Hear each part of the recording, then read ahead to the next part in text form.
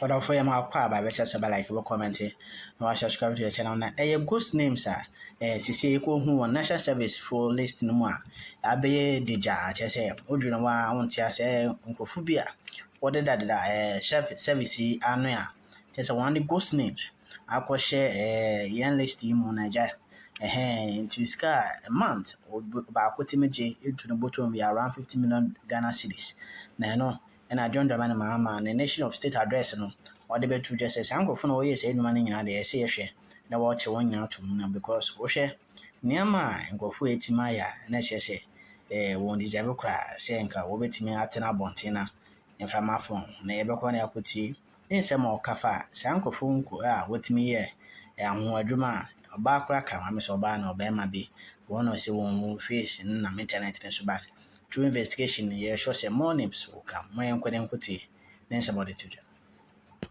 Culprits of the National Service Ghost name scandal to justice. Such brazen theft of public funds must not go unpunished. It is estimated that the criminal addition of some more than 80,000 ghost names could have yielded the suspects over 50 million Ghana cedis every month. Unfortunately, some of these suspects are believed to have absconded from the country already.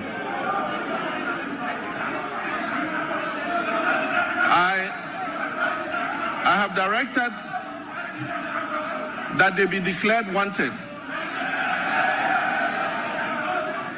and their assets traced and frozen until investigations are completed. To achieve a legally robust regime to govern national service, I've also tasked the Minister for Youth Development and Empowerment to coordinate and present to Parliament a legislative instrument to support the implementation of the newly passed National Service Authority Act 2020. The administration of scholarships is another challenge. It has been fraught with a lot of challenges. The poor who genuinely need scholarships are unable to access them because the rich and wealthy always crowd them out. To fulfill our government's vision of promoting transparency, equity, and sustainability in the scholarship scheme, we shall streamline the award process to ensure that not only deserving youth benefit from the system, deserving youth benefit from the system. We shall introduce increased transparency, including publishing the list of beneficiaries every year. Mr. Speaker, job creation is one of our main pillars, and it was one of the major promises we made to the youth of Ghana. To help actualize this promise, we're going to roll out what we call the Ejumawura program. This initiative will create, track, and mentor young businesses annually with a special focus on our youth. For the first phase, the top 2,000 implementable business proposals will be supported with business development training, mentorship, access to startup capital, marketing, and networking to operationalize their innovations and business ideas. We will also launch our flagship National Apprenticeship Program to equip at least 10,000 young people in the informal sector with employable skills, including providing apprenticeship fees and startup kits when they have completed. The Youth Development and the Interior Ministries will facilitate the training of our young people in the Okada business. In areas such as road safety regulations, financial literacy, and digital skills, as well as facilitating the acquisition of motorbikes. We will introduce electric motorcycles on a high purchase scheme to eliminate the use of petrol and make their businesses more profitable. Mr. Speaker, Her Excellency the Vice President's Empowerment for Women and People with Disabilities program will also be launched this year. The program will target women and people with disabilities and other vulnerable groups to build their capacity and offer them access to finance to create their own jobs.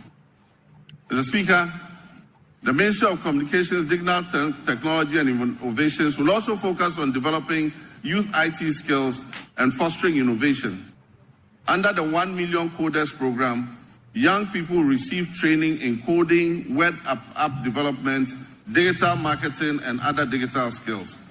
This initiative aims to equip them with the necessary skills for employability in the digital ecosystem. We must provide meaningful and relevant education to prepare our youth for today's technology-driven job market.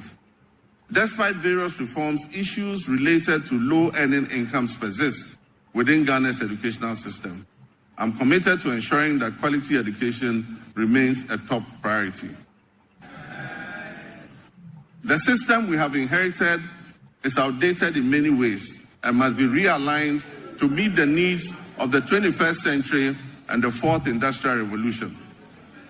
Recognizing the urgent need for national dialogue on education and in the spirit of inclusive governance, I launched the National Education Consultative Forum on February 18th in Ho.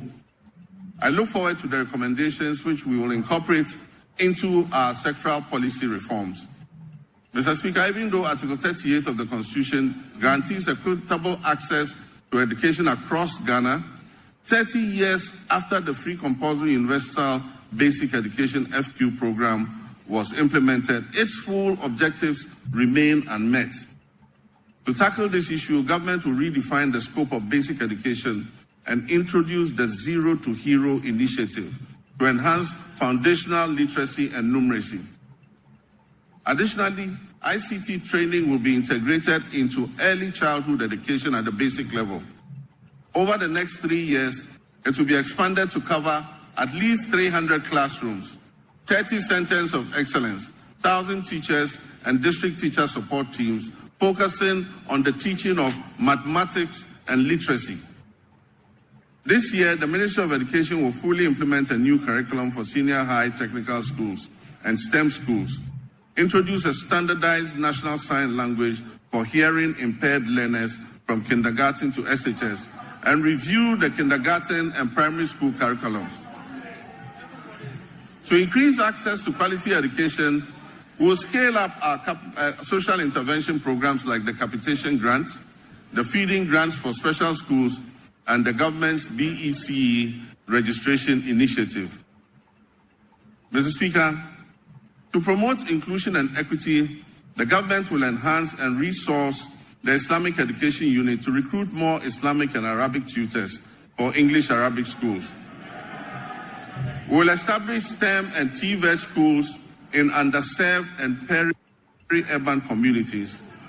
We will provide scholarships to brilliant but needy students in deprived communities, especially for study in law, medicine, and engineering. We will support Islamic colleges of education with infrastructure and logistics, and will enroll youth in Zongo and deprived urban communities in the National Apprentice Program and offer free technical and vocational training.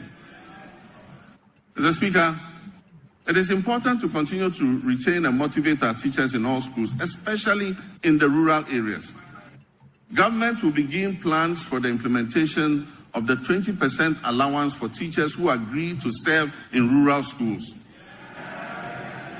District assemblies are going to be involved in this scheme to ensure that the teachers are present and teaching in the schools that are selected. This scheme will reward such teachers for their sacrifices and ensure quality education nationwide, not only in urban centers.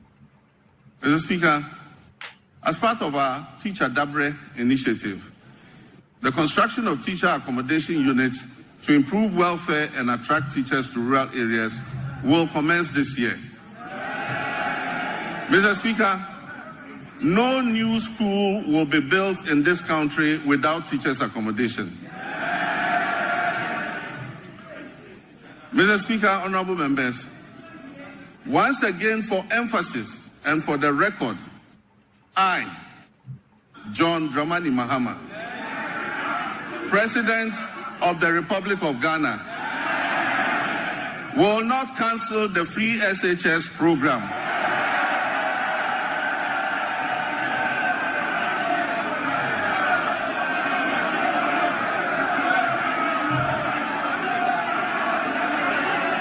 I will not cancel the free SHS program.